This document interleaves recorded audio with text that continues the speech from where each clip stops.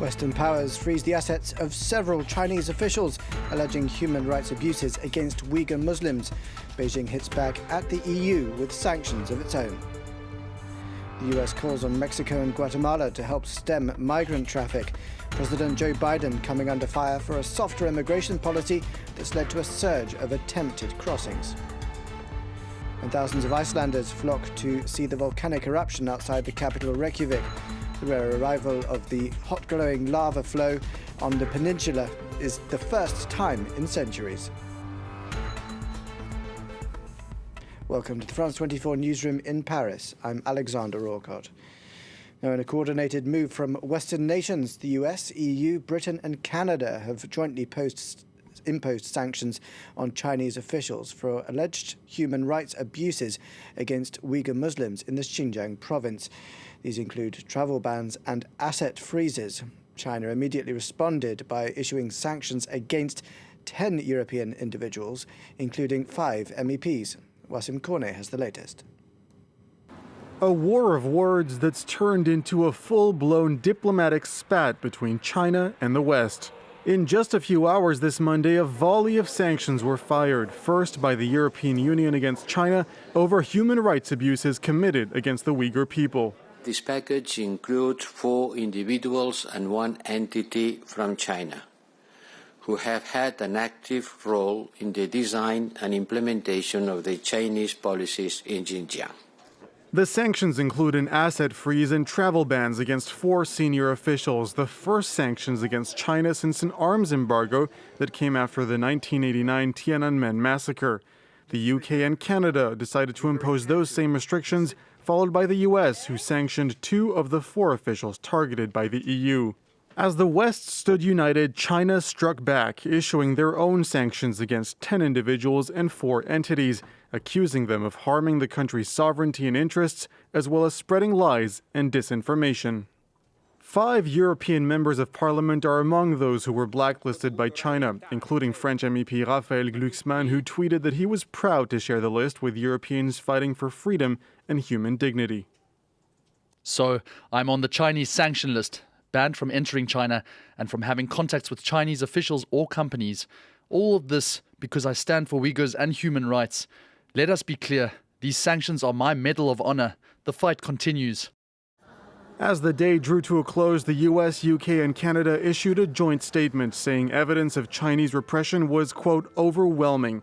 Human rights organizations say some 1 million Muslim minority Uyghurs are or have been detained in concentration camps in China's northwestern Xinjiang province.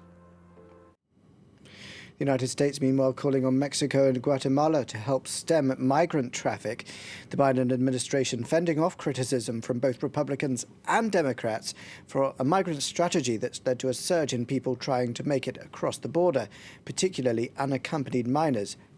Here's the Vice President Kamala Harris responding to this earlier. We've got to treat this issue in a way that is reflective of our values as Americans and do it in a way that is fair and it is humane. But we have to meet the moment, and there's a lot of work going into that, and we expect to have success, but it's going to take a lot of work. With more reactions to this, here's our correspondent, Kedavan Gorjastani. There is the immediate situation and a crisis at the border, which has to do with those unaccompanied children who are currently being held at the Customs and Border Patrol facilities. There are about 5,000 of these unaccompanied minors, and that is the immediate issue that Joe Biden is being criticized on. Those children, about 800 of them being held for up to 10 days, way more than the required 72 hours maximum for those children. And then you have the wider issue of this real increase in the number of people attempting to cross the border from Mexico to the United States. You have thousands of people who have come through the border. Some have been expelled. Some are being held in some of those facilities. Others are awaiting a court appearance. And this situation is really growing by the hour. Back here in France, the number of COVID-19 cases continues to accelerate days after a third lockdown was imposed on 16 of the hardest-hit regions, including here in Paris. In the latest 24-hour period, nearly 15,800 new cases have been recorded, more than double the same day last week. In the face of the third wave of infections, the authorities have decided to change their vaccination policy to get more jabs distributed. Olivia Bizot explains. Large sports halls and public spaces transformed into vaccination centres. These new spaces are opening up all over France, in cities from Marseille to Toulon to Lyon. The government long rejected these mass vaccination facilities, but recently decided to change tack. Les livraisons de vaccins augmentent.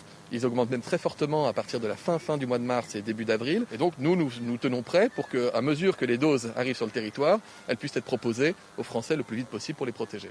The centres plan to provide up to 1,000 to 2,000 jabs a day. Some are hoping that they will be used as a way of extending the inoculations to all profiles. C'est toujours les plus de 75 ans, mais on demande à ce que l'on baisse cette barre officiellement le plus vite possible, parce que ça nous simplifierait les choses, oui, parce qu'il y a des trous d'air par moment, comme on dit, et au moins on pourrait aller beaucoup plus vite. The Prime Minister reaffirmed the government's new plan on Thursday to vaccinate 10 million French people by the 15th of April and 30 million by the summer. To achieve this objective, the army and the fire brigade will be mobilised. The National Stade de France, located just north of Paris in the commune of Saint-Denis, is next in line to be transformed into one of these vaccination hubs. Planned opening date, the 1st of April.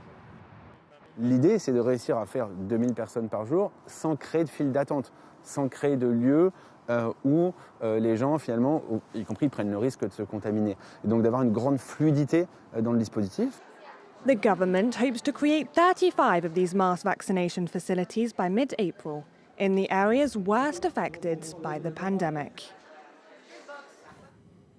And to Iceland, where thousands of people have been flocking to visit the volcano erupting some 30 kilometres from the capital. Lava started pouring down the valley on Friday, and the site can be reached via a 90-minute hike from the nearest road. It's an extremely rare opportunity for visitors, as the last eruption on the peninsula was more than 800 years ago. Spring began with a bang in Iceland after a volcano erupted for the first time in 800 years. It comes after thousands of small earthquakes in recent weeks. No damage has been caused. The flowing lava and hot terrain have attracted plenty of visitors and scientists. These visitors even cooked up some sausage snacks on the lava. This is very exciting for us because we have been here since a bit more than 2 weeks. So we came really in Reykjanes to analyze deformation here, looking at the ground cracks and so on, triggered by magma intrusion, but also the tectonic activity. And for us, it's just amazing. It's really interesting to see that. It was a long walk, and many struggled to find their way back. More than 100 rescue personnel helped travellers get safely back to their cars. Viltust á leiðinni tilbaka frá eldgosinu. Hvað voru þið lengi á leiðinni? Við fórum að stað frá bílum 1:30. 12 tíma held ég held henni, eða ekki? Ég meina, hvað klukkan núna? Hún 20 mínútur yfir 4. The eruption site has now been closed to the public because of bad weather. Stay tuned to France 24.